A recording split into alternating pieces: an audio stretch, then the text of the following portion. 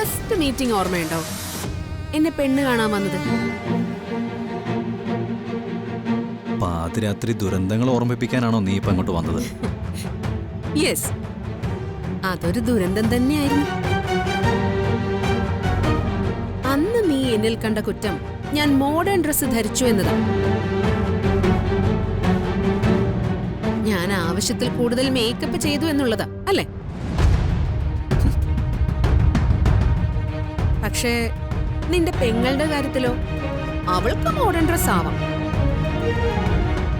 അവൾക്കേ രാവും പകലും ആൺകുട്ടികളായ സുഹൃത്തുക്കളുടെ കൂടെ പുറത്തു പോവാം.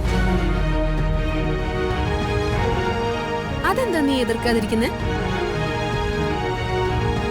വീണേ, നമ്മൾ തമ്മിൽ ഈ കാര്യം സംസാരിക്കേണ്ട ഒരാവശ്യമില്ല. ഉണ്ട്. ഇപ്പൊ നിന്റെ പെങ്ങളുടെ കല്യാണം നടത്താൻ ഓടി നടക്കുന്നുണ്ടല്ലോ. അതിന്റെ പിറകിലുള്ള ലക്ഷ്യം അതെന്തോ ആയിക്കോട്ടെ. നീ ആരുടെ കല്യാണം നടത്താൻ പോകുന്നത്? നിന്റെ പെങ്ങളുടെ സ്ഥാനത്ത് വേറൊരുത്തിയായിരുന്നെങ്കിൽ നീ അവളെ വിളിക്കുന്ന പേരെന്തായിരിക്കും? വേണ്ട, ബഹളം വെച്ച ആളെ കൂട്ടണ്ട. എന്താ നിങ്ങളുടെ പെങ്ങളുടെ യോഗ്യത? ആരതെന്നറിയാത്ത ഒരു കുഞ്ഞിനെ പ്രസവിച്ചത്. വീണേ, നീ അതിര് കിടക്കുന്നുണ്ട് കേട്ടോ. അതിര് കടന്നാ നീ എന്റെ കഴുത്തിന് പിടിക്കൂ. അല്ലെങ്കിലേ നിന്റെ ആ ഭ്രാന്തുണ്ടല്ലോ, അത് കാണിക്കുമായിരിക്കും. സത്യത്തിലേ നീ ഇത് എന്നോടല്ല കാണിക്കേണ്ടത്. നിങ്ങൾ ആരും അറിയാതെ ഒരു കൊച്ചിനെ സമ്പാദിച്ചവളോടാ.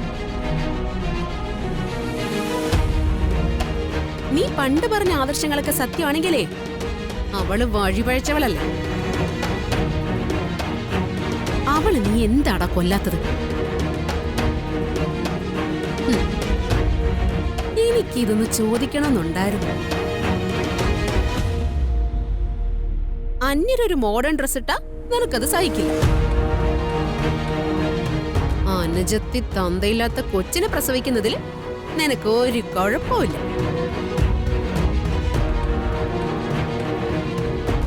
കല്യാണത്തിന് പിടിച്ചു നിർത്തുന്നതിന് മുമ്പേ അനിയത്തിയോടൊന്ന് ചോദിച്ചു, ഇപ്പൊ ചൂണ്ടിക്കാണിച്ചവൻ തന്നെയാണോ കൊച്ചിന്റെ യഥാർത്ഥ തന്തയെന്ന്.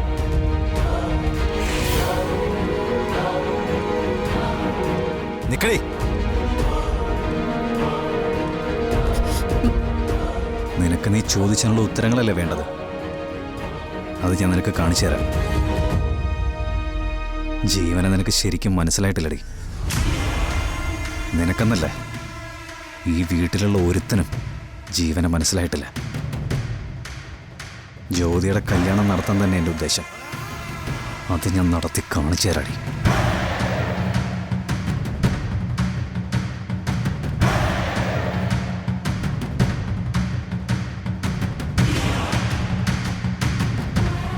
മധുര നൊമ്പരക്കാറ്റ്